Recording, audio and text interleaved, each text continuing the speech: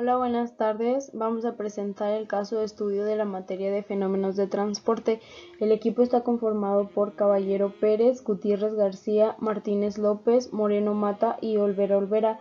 El objetivo general de este caso de estudio es demostrar, exponer e interpretar los conocimientos adquiridos durante el primer departamental de dicha asignatura y aplicar estos conocimientos para dar solución a un suceso o evento que sea en la vida cotidiana y este proceso sea continuo o dinámico.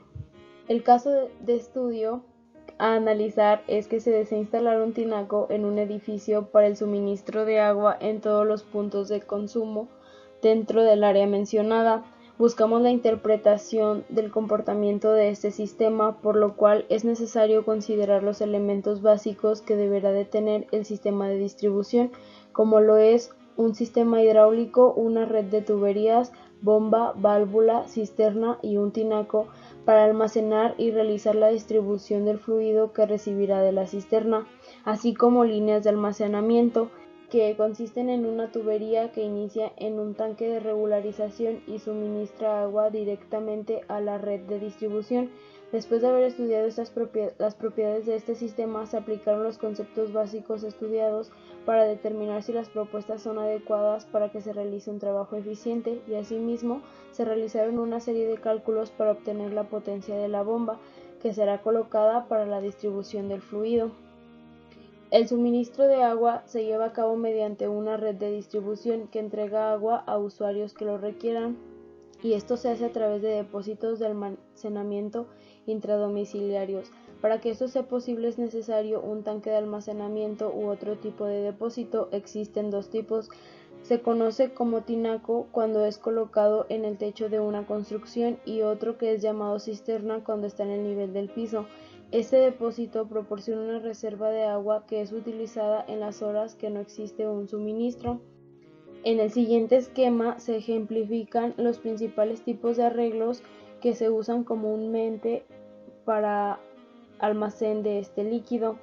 Del lado derecho se ejemplifica una cisterna, lo cual está en el nivel del suelo y está conectado a una bomba para llenar el tinaco que se encuentra en la parte superior. Se emplea cuando se necesita más agua para almacenar o cuando la presión del agua de la red de distribución es insuficiente para que se llene la capacidad máxima del tinaco, y el segundo se ejemplifica del lado izquierdo. Este se usa cuando la presión del agua no es tan baja, de tal forma que el tinaco se llena directamente de la red y está conectado. Estos arreglos se utilizan para que el usuario tenga un servicio ininterrumpido de este fluido. Bueno, vamos a comenzar definiendo dos términos. Una es el fluido, que es sustancia que se deforma continuamente por la acción de un esfuerzo cortante. Tanto líquidos como gases son fluidos. Y la viscosidad, que es la oposición a fluir. De la ley de viscosidad de Newton podemos decir que la fuerza sobre el área es igual a una constante de viscosidad por velocidad en x sobre y que será nuestra altura. Pasamos a la figura número 2, donde tenemos la acumulación en el perfil de velocidad laminar estable de un fluido contenido entre dos placas. El fluido se denomina laminar porque las capas adyacentes del fluido, las láminas, se deslizan unas sobre otras de forma ordenada. En la parte número 1 tenemos nuestro fluido entre las dos placas y cuando el tiempo es menor a 0 no hay ninguna perturbación.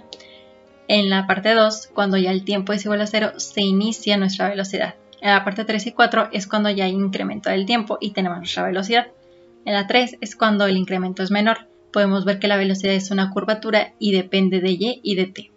Y en la parte 4, ya cuando el incremento de tiempo es mayor, la velocidad adquiere una línea recta que será nuestra pendiente y es negativa, y decimos que esta depende de y.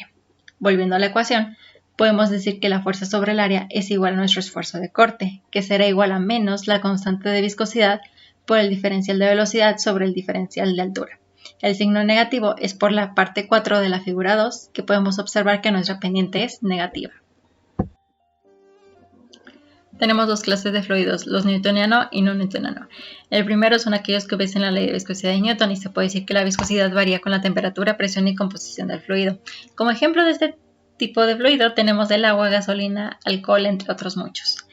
Y en forma rápida podemos decir que es aquella sustancia que debido a su poca cohesión intermolecular carece de forma propia y adopta la forma del recipiente que lo contiene.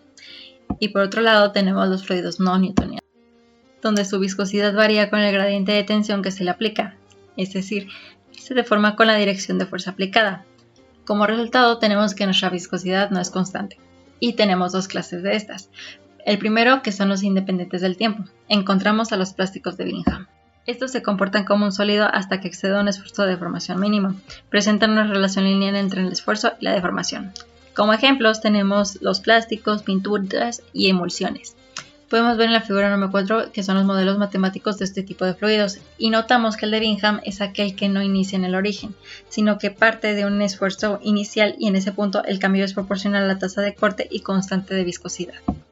Luego, los dilatantes. Cuando aumenta la viscosidad con la velocidad, tenemos un aumento en el esfuerzo de corte. Como ejemplo, tenemos al mezclar maicena con agua o la arena que está húmeda. Y los pseudoplásticos, donde su viscosidad decrece cuando aumenta el gradiente de velocidad de deformación. Por ejemplo, si nosotros tenemos nuestro fluido contenido en un envase que permite que nuestra fuerza aplicada sobre un área específica fluya. Tenemos espuma de afeitar. Aplicamos fuerza y la espuma sale, fluye. Y al estar en nuestra mano, la viscosidad aumenta, permitiendo así que podemos manipularla a como nosotros deseamos. Otros ejemplos serían la ketchup o algún tipo de gel. Y pasamos con los dependientes de tiempo. Tenemos los tixotrópicos. Es aquellos donde su viscosidad disminuye con el tiempo.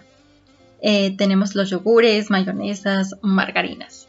En este caso tenemos nuestra margarina, que en un tiempo inicial tiene una viscosidad mayor, pero conforme va pasando el tiempo, esta viscosidad disminuye, lo cual permite que fluya. Luego tenemos los viscoelásticos, que más que nada es como una propiedad del material. Por ejemplo, al hacerte una prótesis necesitas que ésta tenga cierto grado de viscosidad y de elasticidad requeridos para que ésta funcione. Otro ejemplo sería el foamy. Tú aplicas una fuerza sobre este foamy, deformándolo y haciendo que este fluya y se quede la marca de la fuerza y el área con la que has aplicado. Y por último tenemos los robépecticos. Estos hay un aumento de la viscosidad con el aumento de la velocidad de corte. Como ejemplo tenemos las cintas de impresoras o las pastillas de yeso. Cuando nosotros preparamos yeso aplicamos cierta velocidad, lo cual vemos que está fluyendo bastante bien el yeso, pero al dejar de aplicar velocidad este va adquiriendo una mayor viscosidad y se va haciendo como una pastita. Aquí tenemos las ecuaciones de fluidos newtonianos y no newtonianos independientes del tiempo. En la primera columna tenemos nuestro tipo de fluido, en la segunda nuestro gráfico, que será nuestro esfuerzo de corte versus el diferencial y el resultado será el comportamiento de nuestra viscosidad. La tercera columna será nuestra ecuación y la cuarta será la viscosidad aparente. Podemos mencionar que en newtonianos la viscosidad es constante, en los pseudoplásticos esta disminuye al aumentar la velocidad. En los dilatantes aumenta al aumentar la velocidad y en los de Bingham disminuye al aumentar la velocidad cuando se excede un esfuerzo de deformación mínimo. Bueno, y aquí tenemos el estado estacionario. Para explicarlo, basémonos en la figura número 6, que es un fluido real en estado estacionario fluyendo por un único caño horizontal de sección constante circular en régimen laminar. Tenemos que la velocidad en un punto dado es constante en el tiempo. Todas las partículas que pasen por ese punto lo harán con la misma velocidad y la trayectoria de una partícula del fluido corresponde a una línea de corriente que es tangente en cada punto del vector velocidad.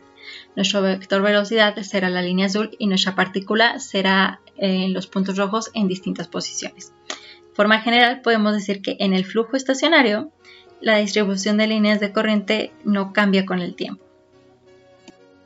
Yo soy Juan y voy a introducir en el presente trabajo el flujo en tuberías. Como sabemos, una tubería es un conducto por el que pasa cierto fluido que está delimitado por las paredes sólidas de dicho conducto. En los problemas de flujo en tuberías se estudia las pérdidas de carga continuas y accidentales según el perfil de velocidad del fluido, utilizando el diagrama de Moody. En la figura 7 que les presento, el flujo en la región de entrada de una tubería. Como vemos, en la región de entrada el flujo es uniforme y va adquiriendo un perfil de velocidad hasta llegar a un perfil de velocidad completamente desarrollado. En este caso se observa una parábola que corresponde a un régimen laminar y teniendo en cuenta la interfase sólido-fluido que nos dice que la primer monocapa molecular del fluido en contacto con el sólido adquiere la velocidad del sólido y como las paredes de la tubería no se mueven, pues la velocidad en estos dos puntos es cero. El flujo laminar, turbulento y de transición son tres diferentes regímenes de movimiento en el que un fluido pasa a través de una tubería. La naturaleza que toma un fluido a través de la tubería está determinada por el valor del número de Reynolds.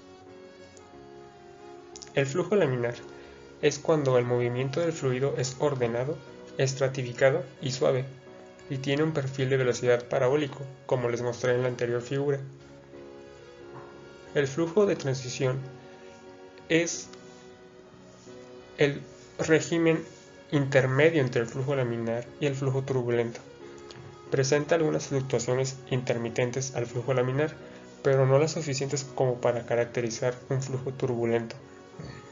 Y por último está el flujo turbulento, que parece lo contrario al flujo laminar. Se da en movimiento caótico. Tiene muchos perfiles de velocidad empíricos, pero el más conocido es el de la ley de potencias. Aquí les muestro una figura donde se pueden apreciar los distintos regímenes de velocidad, de movimiento de un fluido a través de una tubería. El inciso A corresponde a un flujo laminar, el inciso B a un flujo de transición y el inciso C a un flujo turbulento. Ahora bien, como mencioné anteriormente, para saber en qué régimen de movimiento se mueve un fluido a través de una tubería, habrá que calcular el número de Reynolds. Este número de Reynolds es un número adimensional, es decir, que no tiene unidades, pero depende de varios factores. El número de Reynolds está definido como número de Reynolds igual a la densidad del fluido por la velocidad del fluido por el diámetro de la tubería sobre la viscosidad del fluido. Aquí se puede apreciar la notación de cada uno de los factores que interviene en el número de Reynolds. Se utiliza una R mayúscula con un subíndice E para representar el número de Reynolds. De este lado les muestro una figura donde podemos saber qué régimen de movimiento tiene el fluido dependiendo del valor del número de Reynolds. En un flujo laminar, el número de Reynolds tiene que ser menor que 2100. En un flujo turbulento, el número de Reynolds tiene que ser mayor que 4000. Y en la zona de transición, el número de Reynolds es mayor que 2100 pero menor que 4000.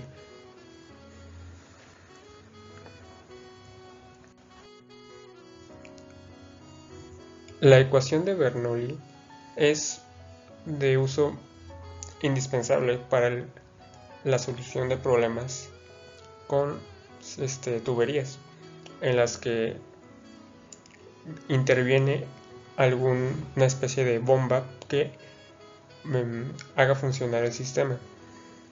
Se utiliza principalmente para calcular la potencia de esta. En esta ecuación se involucra la pérdida de fricción debido a los tramos rectos, así como también la pérdida de fricción provocada por los accesorios involucrados en nuestro sistema de tuberías. La ecuación de Bernoulli está definida de esta forma, en la que los dos últimos términos de esta ecuación se calculan de una manera particular. Como podemos ver aquí, la pérdida de fricción debido a los tramos rectos está definida como el delta H subíndice L. Y la pérdida de fricción debido a accesorios está definido como delta HV. En ambas ecuaciones interviene un término en común que es el factor de fricción, y en la pérdida debido a accesorios interviene lo que se conoce como longitud equivalente. Dicha longitud equivalente se puede obtener de la tabla de accesorios de tubería en régimen turbulento, como la que les muestro en esta diapositiva, pero esta tabla es simplemente para un flujo turbulento y no para flujo laminar. Bueno, otra cosa a considerar es el factor de fricción.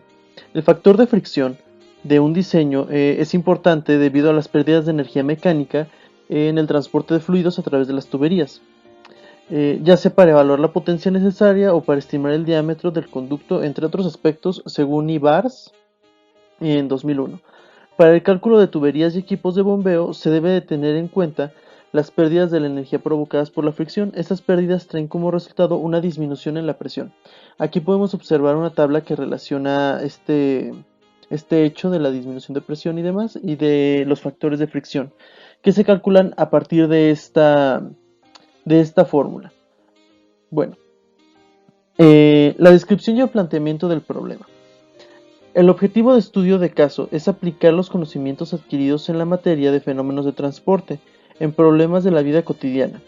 El tema elegido fue el caso de un sistema hidráulico donde tenemos un tinaco de agua, un sistema de tuberías, una cisterna, una bomba y una válvula. Todo esto en conjunto hacen que se distribuya el agua hacia el edificio. En la siguiente diapositiva mi compañero hablará acerca de cómo fue la resolución de este problema. Resultados y cálculos. Algunos factores importantes a tomar en cuenta para los cálculos son: diámetro de las tuberías 1.5 pulgadas, temperatura del agua de las tuberías es 45 grados, densidad del agua 994.76 kilogramos sobre metro cúbico, fluido volumétrico constante de 2 por 10 a la menos 3 metros cúbicos sobre segundo, μ igual a 0.00720 kilogramos por metro sobre segundo, valor de rugosidad en tubo liso de cobre de 0.0015, todos los codos de las tuberías son de 90 grados, la presión del tinaco es igual a la presión atmosférica ya que está abierto al exterior, es un fluido newtoniano, flujo turbulento. El objetivo en este problema es obtener la potencia de la bomba que hace que lleve el fluido desde la cisterna hasta el tinaco con una eficiencia del 45%, así que a partir de la ecuación de Bernoulli se desarrolla lo siguiente. El cambio de presión de la cisterna en el tinaco es: para la cisterna la presión es de 400.000 pascales, mientras que para el tinaco es de 100.325 pascales. Obtenemos el cambio de presión sobre la densidad, el cual nos dará un resultado de 300.2483 metros cuadrados sobre segundos cuadrados. Posteriormente calcularemos la diferencia de alturas por la gravedad, la cual nos dará un resultado de 88.28 metros cuadrados sobre segundos cuadrados. Después la pérdida por tramos rectos, la cual nos dará un resultado de 1.7542 metros sobre segundos. Con esta velocidad obtendremos el número de Reynolds, el cual nos dará de 92.340.0062.